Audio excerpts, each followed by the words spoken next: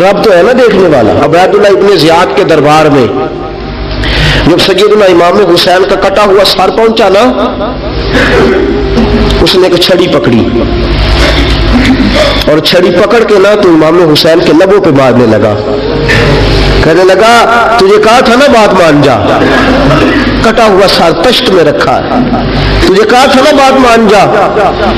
راوی کہتا ہے Ubaidullah ibn زیاد نے چھڑی ماری اور اس نے بے ادبی کی. کہنے لگا تو تھا ہی اس قسم کا، تیرا یہی حال ہونا چاہیے تھا معاذ اللہ. حضرت بریدہ اسلمی حضور کے صحابی دربار میں موجود تھے. فرمایا ابن زیاد تو برا ہے، تیرا باپ برا ہے، چھڑی پیچھے کر. کئی بار میں نے ان لبوں کو مصطفیٰ کو بوسے دیکھے ہوئے دیکھا ہے.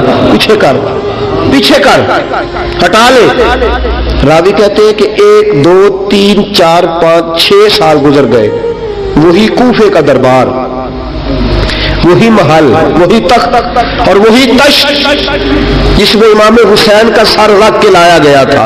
6 سال کے بعد مختار ثقفی حکمران بن گیا. مختار ثقفی نے کہا کہ میں چن چن کے ماروں گا وہ بندے انہوں نے امام حسین کو قتل کیا تھا. 1 نہیں 2 نہیں 4 نہیں 6000 بندہ مارا اس نے چن چن کے. راوی کہتے ہیں کہ یہ ابن زیاد 30,000 فوج لے کے نہر فرات کے کنارے میدان کربلا کے سامنے آیا اور اس نے جہاد کیا. مختار ثقفی نے ابراہیم بن مالک کو بھیجا، فرمایا جاؤ قتل کر کے لاؤ. لڑائی شروع ہو گئی. 1 محرم کو ہوئی تو پھر بند ہو گئی، پھر 5 کو شروع ہو گئی، پھر 7 کو شروع ہو گئی. 10 محرم کا دن آ گیا. 6 سال کے بعد وہی ظہر کا وقت آ گیا. وہی عبیداللہ ابن زیاد جس نے امام حسین رضی اللہ تعالیٰ عنہ کو قتل کروایا تھا وہ گرا ہوا ہے اور زمین پہ گرا ہے. اس کی گردن پہ ابراہیم بن مالک نے پیر رکھا اور اس کی گردن کو کاٹ کے تشت میں رکھا اور تشت میں رکھ کے جب اس نے کوفہ بھیجا وہی تخت جس پہ عبیداللہ ابن زیاد نے بیٹھ کے امام حسین کے مبارک لبوں پہ چھڑی ماری تھی اسی تشت پہ رکھ کے جب اسی عبیداللہ ابن زیاد کا سر سامنے رکھا تو کوفے کے اس دارالخلافہ کے ایک کونے سے ایک بابا بولا اور بول کے کہنے لگا لوگوں گواہ رہنا میرا رب بڑا عادل ہے، گواہ رہنا اللہ بڑا عادل ہے. چیختا ہے کونے سے پکارتا کہتا لوگوں عدل ہو گیا، انصاف ہو گیا، عدل ہو گیا، انصاف. دیکھو دیکھو جب حسین کا سر آیا تھا ابن زیاد نے گستاخی کی تھی تو کونے سے آوازیں نکلنے لگی تھی کہ زیاد برا ہے حسین اچھا ہے. آج ابن زیاد کا سر آیا ہے آواز پھر کونے سے نکلی ہے لیکن آواز کیا گونج رہی ہے؟ آواز پھر وہی گونج رہی ہے زیاد ابن زیاد برا تھا، حسین کو اللہ نے بڑی عزت عطا فرما رکھی. مکافات عمل، مکافات عمل. اللہ غافل نہیں ظالم جو کام کرتے، اللہ غافل نہیں. 6 سال کے بعد وہی دن، وہی وقت، وہی گھڑی، وہی لمحہ، وہی سارا نظام، وہی دربار. انسان ڈرتا نہیں، انسان باز آتا، عبرت پکڑتا. ابن زیاد اس وقت کہتا تھا کہ میں جاؤں حسین کے پاس، یہ میں جو ہوتی ہے یہ مروا دیتی ہے. شیطان نے کہا تھا آنا خیر منہم، میں بہتر ہوں. بس ختم ہو گیا، ختم ہو گیا. ابن زیاد قتل ہوا، وہی تاریخ، وہی زمانہ. اللہ کریم نے اس کو ذلت کی موت دی، مرا اور 30,000 فوج لے کے نکلا تھا پھر بھی بچ سکا نہیں. یہ ابن زیاد کا حال ہوا. ابن سعد صحابی کا بیٹا تھا، نبی پاک علیہ السلام کے پیارے صحابی کا بیٹا تھا. جناب سعد بن نبی وقاص کی اولاد تھی. لیکن یاد رکھنا اگر ایک صحابی کا بیٹا یزید بن سکتا ہے تو دوسرے کا ابن سعد بھی بن سکتا ہے. اور صرف یوں ہی توجہ نہ کیا کرو ابو جہل کا بیٹا بھی تو صحابی رسول بن گیا تھا نا. یخرج الحی من المیت و یخرج المیت من الحی. رب فرماتے میں زندوں سے مردے اور مردوں سے زندے نکال دیا کرتا ہوں. میں کبھی کبھی کعبے کے اندر بت بھی رکھوا دیتا ہوں. گھر میرا اور میرے ہی شریک اس گھر کے اندر راج کرتے رہتے، میری بے نیازی ہے، کچھ کا کچھ کر دیتا ہوں۔ ابن سعد مختار حکمران بنا تو مختار ثقفی نے ابن سعد کے بیٹے حفص کو بلایا، اور مزے کی بات یہ ہے کہ مختار جو بعد میں حکمران بنا نا، بڑی یاری تھی اس کی ابن سعد کے ساتھ۔ جتنے قاتلان امام حسین تھے وہ کوفہ چھوڑ کے بھاگ گئے، دوڑ گئے۔ اور ایک بات یاد رکھنا، ظالم بزدل ہوتا ہے، ظالم بزدل ہوتا ہے، اس کے اندر کوئی اطمینان نہیں ہوتا، تو ڈر لگتا۔ بھاگ گئے سارے کوفہ چھوڑ کے، لیکن ابن سعد نے کہا مختار میرا یار ہے، مجھے کچھ نہیں کہے گا۔ اس کے گھر والوں نے سمجھایا کہ تو دوڑ جا، تیرا تو ظلم بھی بہت زیادہ ہے، دوڑ جا تو۔ اس نے کہا نہیں میرا یار ہے، مجھے کچھ نہیں کہے گا۔ اس نے کہا تو نبی پاک کے نواسوں کا نہیں بنا تو تیرا یار تیرا بنے گا، تو رسول پاک علیہ السلام کے خاندان کا نہیں بنا، ان کا تو نے احترام نہیں کیا، یاری کا۔ اس نے کہا نہیں مجھے کچھ نہیں کہنے والا، تم چھوڑو اس بات کو۔ حفص کو پیغام بھیجا، بیٹا آیا۔ مختار نے کہا تیرا باپ کدھر ہے؟ تو نے کہا جی ابا جی باہر نہیں نکلتے، بس گھر کے کونے میں بیٹھ کے اللہ اللہ کرتے ہیں۔ اس نے کہا اچھا کیا کرتے ہیں؟ کہا جی گوشہ نشین ہو گئے۔ اس نے کہا اب تیرا باپ گوشہ نشین ہوا ہے؟ اب گوشہ نشین ہوا ہے؟ بھیڑیے سے لومڑی نے کہا کہ جاؤ شکار کر لو، تو بھیڑیا کہنے لگا بوڑھا ہو گیا تھا نا، بھیڑیا کہنے لگا نہیں میں نیک ہو گیا ہوں، میں نے شکار کرنا چھوڑ دیا ہے، میں کسی جانور کو تنگ نہیں کرتا۔ تو لومڑی کہنے لگی نہیں بادشاہ سچی بات کر، اب تجھ سے دوڑا ہی نہیں جاتا، اب شکار پکڑا جاتا، اب تجھ سے دوڑا نہیں جاتا، پکڑا، اب تیرے اندر آج بھی طاقت آئے تو تو کم کرے نہ، تو اب بھی چھوڑنے والا، اب تجھ سے دوڑا نہیں جاتا۔ ملا رومی فرماتے ہیں بوڑھا ہو کے تو بھیڑیا بھی نیک ہو جاتا ہے۔ کہاں کہ جاؤ تمہیں بلا رہا ہے؟ کہا نہیں جی میرے ابا جی نا آپ اندر رہ کے اللہ اللہ کرتے۔ اس نے کہا اسے اللہ اللہ یاد آئی ہے، اب اللہ اللہ یاد آئی ہے، کچھ گناہ ایسے ہیں جو رب معاف نہیں کرے گا۔ فرمایا وہ جتنی مرضی نمازیں پڑھے، جتنے مرضی روزے رکھے، جتنی مرضی نفل پڑھے، سارا کچھ کر لے، لیکن اللہ کبھی حسین کے گستاخ کو معاف نہیں کرے گا، کبھی نہیں معاف کرے گا۔ اس لیے کہ جو حسین کا بے ادب ہے وہ دراصل رسول پاک کا بے ادب ہے، اللہ اسے معاف کرے گا۔ ظالم نے اس نے ظلم کیا، ابھی 6 سال ہی تو گزرے تھے، 6 سال ہوئے صرف۔ ابن سعد بھیجا بیٹے کو، کہا جا اب اپنے باپ کو جا کے کہا تجھے مختار بلاتا ہے، بات سنے آ کے۔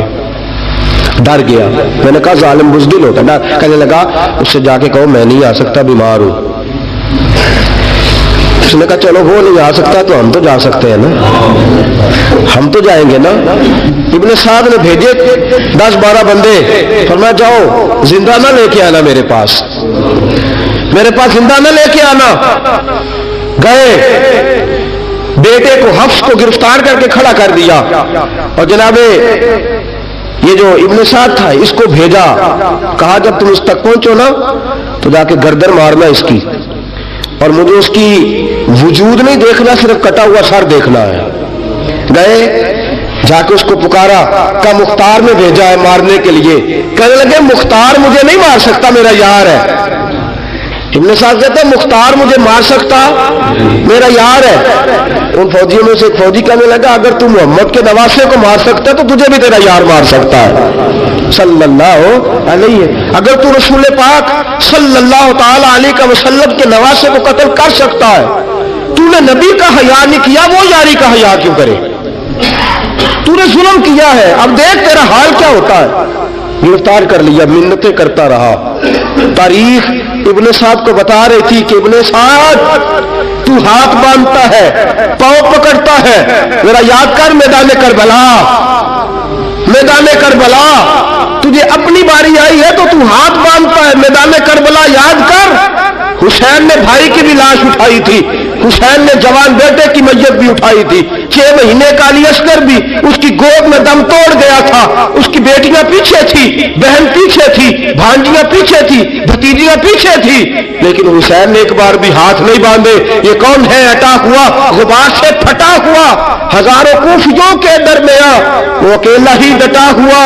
ये बिल यकीन हुसैन है, नबी का नूरे ऐन है। फरमाया ये वो मैदान करबला भी याद करना। तू जालिम था ना, माफिया मांग रहा है।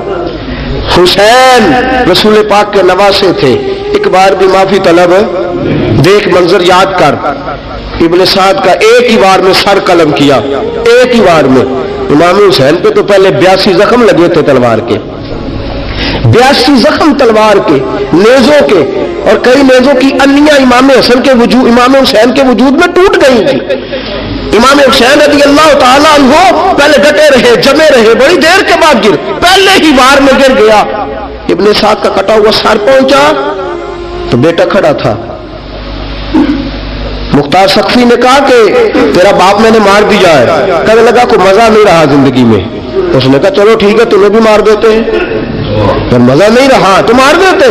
काट दिया सर उसका भी, दोनों सर काटे, तश्त में रखे, और मदीना मुनव्वरा हजरत मोहम्मद बिन हनफिया रज़ी अल्लाह ताला अन्हु, जो इमाम हुसैन के छोटे भाई थे, जनाब अली की दूसरी ज़ौजा के बेटे थे, जनाब अली के साहिबजादे उनके पास भेजे, और भेज के कहा कि लो इब्ने साद का सर हुसैन का बदला है और उसके बेटे का सर अली अकबर का बदला है।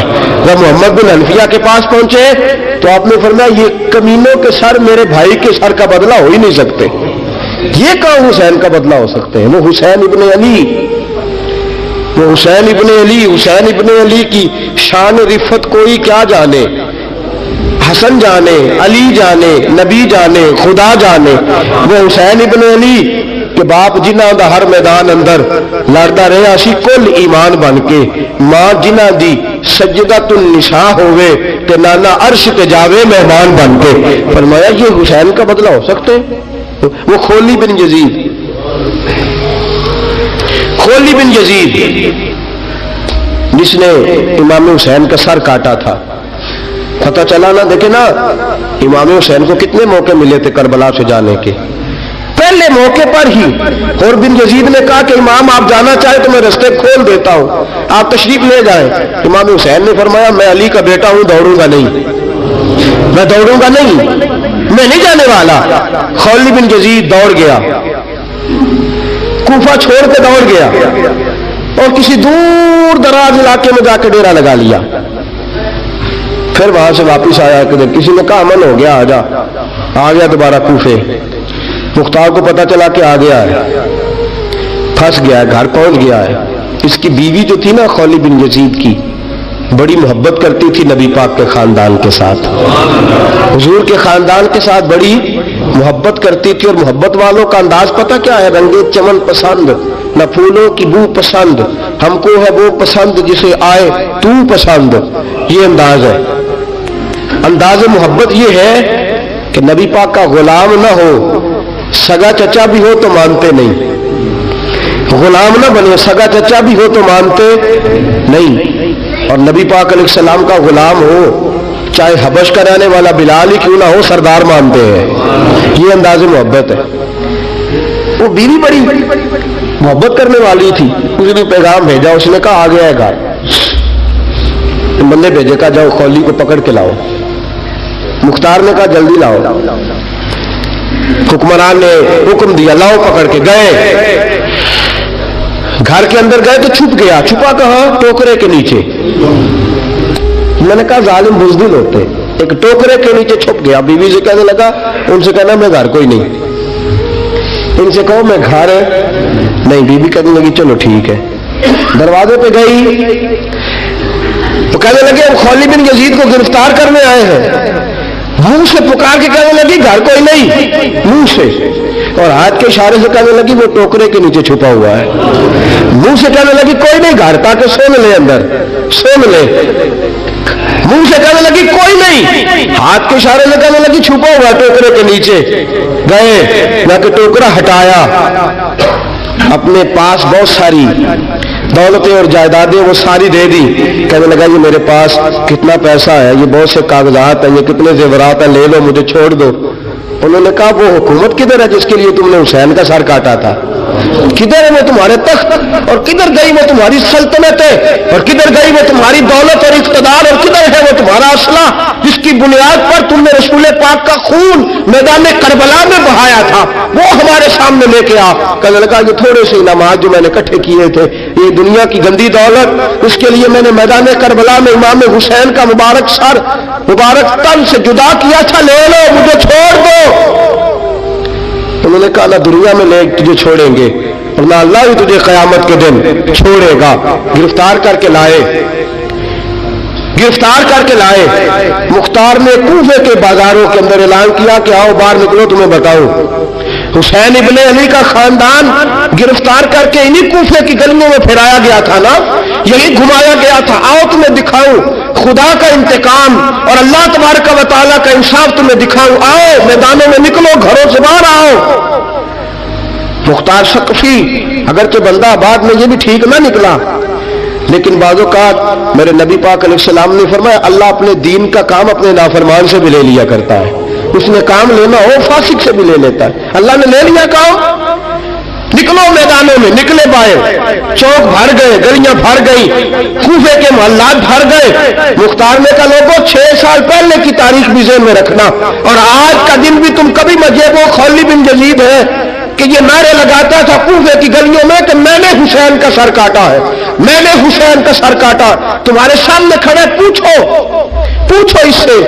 उससे पूछा भी तूने हुसैन का सर काटा? कहने लगा जी मैंने तो बिल्कुल नहीं काटा था, मैं तो इनाम के लिए नारे लगाता था, मैंने तो नहीं काटा। उसने कहा चलो अभी करते हैं तेरा बंदोबस्त। जख्म लगाए, जख्म लगाए, तलवार के साथ इसके वजूद पर जख्म लगाए, और जब निढाल हो गया, खून बह गया, जमीन पे गिर गया, तो मुख्तार ने कहा इसके वजूद को आग लगा दो, जिंदा को जला दो। जब वो जल रहा था, राख उड़ रही थी, लोग कह रहे थे कि देखो याद रखना अल्लाह ने रस्सी ढीली कर दी थी, अब रब ने रस्सी खींची है, तो देखो खुदा से बड़ा किसी का इंसाफ नहीं है। किस अंदाज में इमाम हुसैन के कातिल को शिमर जिल जौशन, मैंने कहा था 10 मुहर्रम के दिन जब मुख्तार के लोग इसके पीछे भागे तो मदीना मुनव्वरा तक गया, हजरत इमाम ज़ैनुल आबिदीन से भी मिला, उन्होंने पानी भी पिलाया, पानी भी पिलाया। कहने लगा इमाम साहब लगता है आपने मुझे पहचाना नहीं। फरमाया मेरा सारा घर उजाड़ दिया, मैं तुझे भूल सकता हूं? कहा फिर पानी क्यों पिलाया है? फरमाया बंद करना तुम्हारा काम है और दुश्मनों को पिला देना ये हमारे खानदान का रिवाज है। फरमाया मैंने मेरा सारा घर उजाड़ दिया, तुझे कभी भूल सकता हूं? भूल ही नहीं सकता। लेकिन चूंकि हमारे घर का कोई मिजाज ही थोड़ा मुनफरद है, हमारा कोई अंदाज ही थोड़ा मुख्तलिफ है। शिमर दौड़ता इमाम ज़ैनुल आबिदीन से कहने लगा पनाह, मुझे पनाह मिलेगी? आपने फरमाया जैसे अल्लाह पनाह ना दे उसे बंदा भी नहीं दे सकता। तेरे पास अब चारा कोई नहीं, इसलिए कि अब तुझे देखे ना, याद रखना जालिम दौड़ते हैं ना, जब जालिम दौड़ते हैं तो पनाह मांगते फिरते हैं, जब इनका तूती बोलता है तो कहते हैं हम चुमा दिगरे ने, हमारे जैसा कोई और है ही नहीं।